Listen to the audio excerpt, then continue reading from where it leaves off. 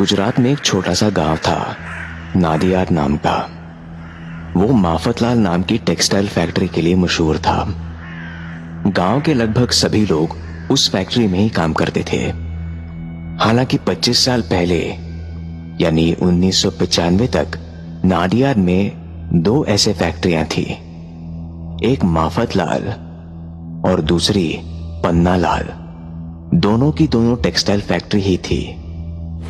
1995 में पन्नालाल की फैक्ट्री में ऐसी आग लगी जिसमें पूरी फैक्ट्री के जलने के साथ लगभग फैक्ट्री के सारे ही लोग मारे गए। पूरे गांव में जैसे तबाही मच गई थी। हर परिवार के लोग मारे गए थे। फैक्ट्री के बस 2 लोग ही बचे थे। उनमें से 2 लोग वो थे जो जले तो थे लेकिन उनकी जान बच गई थी, और एक थे फैक्ट्री के वॉचमैन शंभू काका। शंभू काका 15 साल से उस फैक्ट्री के वॉचमैन थे और संपतलाल के भी खास थे। बेचारे शंभू काका का भी इस आग में दायां हाथ जल गया था। शंभू काका की गांव में काफी इज्जत थी। इस हादसे के बाद शंभू काका ने गांव के परिवारों की मदद करी थी। कई परिवारों को फिर से बसाने में उन्होंने काफी सहारा दिया था। हादसे के 2 साल बाद से शंभू काका एक प्राइवेट ऑफिस में गार्ड की नौकरी करते थे।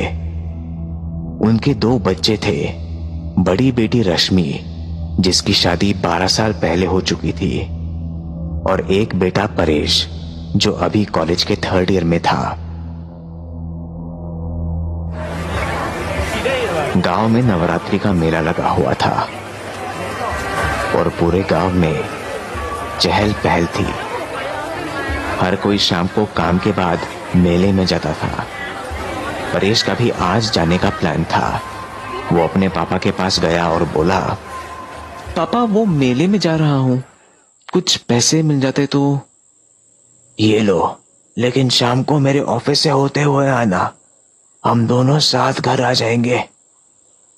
शाम को मेले में जाने के बाद परेश इतना मस्त हो गया कि भूल ही गया कि उसके पापा उसका इंतजार भी कर रहे थे। लगभग 11:30 बजे वो मेले से निकलकर अपने पापा के ऑफिस की तरफ बढ़ने लगा। ऑफिस 10 मिनट ही दूर था वहां से। वो ऑफिस पहुंचा और देखा कि पापा उसका बाहर ही इंतजार कर रहे थे। दोनों एक साथ घर की ओर चल पड़े। रात काफी हो चुकी थी और 12 बजने वाले थे। दोनों पैदल ही चले जा रहे थे। जल्दी चलना, 12 बजे से पहले घर पहुंच जाए, मम्मी तुम्हारी घर में अकेली है। उनके घर को जो रोड जाती थी वो वैसे तो सुनसान रहती थी, पर आजकल नवरात्रि और मेले की वजह से वो थोड़ी भरी हुई थी और काफी गाड़ियां भी थी। बीच वाले रास्ते से चले, जल्दी पहुंच जाएंगे, यहां से तो काफी टाइम लगेगा, परेश ने अपने पापा को बोला, और दोनों ही रोड की दूसरी तरफ एक छोटी रोड पर चलने लगे जो उनके घर की तरफ ही जाती थी। ये रोड कब्रिस्तान के बीच से ही गुजरती थी। जैसे ही दोनों कब्रिस्तान में घुसे, उनको लगा जैसे वो किसी गर्म जगह से सर्दी के मौसम में आ गए हैं। वहां काफी ठंड थी, हल्का कोहरा भी छाया हुआ था और आसमान में पूरा सफेद चांद दिखाई दे रहा था। 2-3 कदम चलने के बाद ही उन्हें लगा कि जैसे उनके पीछे कोई आ रहा है। दोनों ने पलटकर देखा तो कोई नहीं था। वहां जैसे एक अजीब सी हवा चल रही थी। वो दोनों ही थोड़ा घबरा तो रहे थे पर एक दूसरे से कुछ नहीं कह रहे थे। शंभू काका चलते हुए उन सभी लोगों की कब्र देख रहे थे जिन्हें वो इतने सालों पहले जानते थे और जिनकी उन हादसे में मौत हो गई थी। अचानक एक हल्की सी आवाज आई।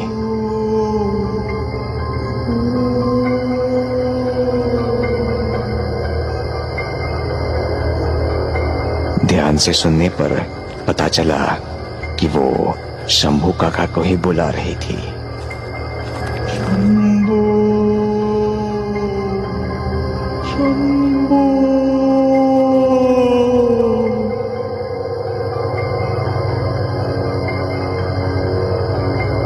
वो दोनों पलटे और इधर उधर भी देखा तो कोई नहीं था।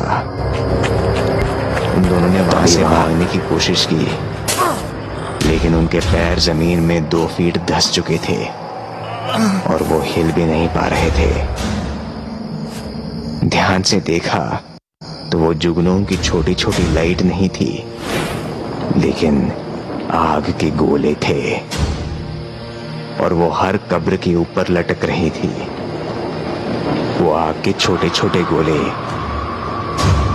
करीब 6-7 फुट के हो गए थे और सब मिलकर अब एक शरीर का रूप ले लिया। उस जलती आग में वो सारे चेहरे दिख रहे थे जो उस फैक्ट्री की आग में जल गए थे। परेश और उसके पापा शंभू दोनों को चारों तरफ से जैसे सैकड़ों जलती शरीरों ने घेर लिया था। तभी शंभू काका के गाल पर एक जोर का किसी ने आग से तमाचा मारा। शंभू काका अब जमीन पर गिर चुके थे और उनके चेहरे के एक तरफ की खाल पूरी निकल चुकी थी। परेश ये देखकर और ज्यादा डर गया। कौन हो तुम? पापा को छोड़ दो प्लीज, उन्होंने कुछ नहीं किया है। क्या चाहिए तुम्हें?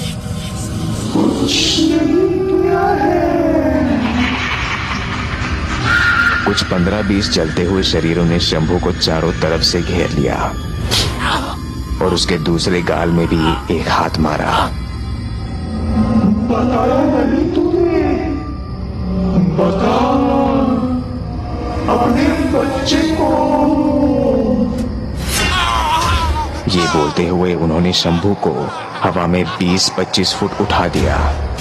दर्द में शंभू काका चिल्लाए, हाँ मैं मानता हूँ, मैंने ही आग लगाई, मैंने ही आग लगाई थी। और मैं क्या करता? रश्मि की शादी करवानी थी तो सेठ बाफत लाल के कहने पर। वो ये बोल ही रहा था कि तभी एक आग का गोला आया और उनका एक हाथ पूरा तोड़ दिया। वो अभी भी हवा में लटके हुए थे। परेश इतना ज्यादा डर गया था कि वो बस बेजान होकर ये सब देख रहा था।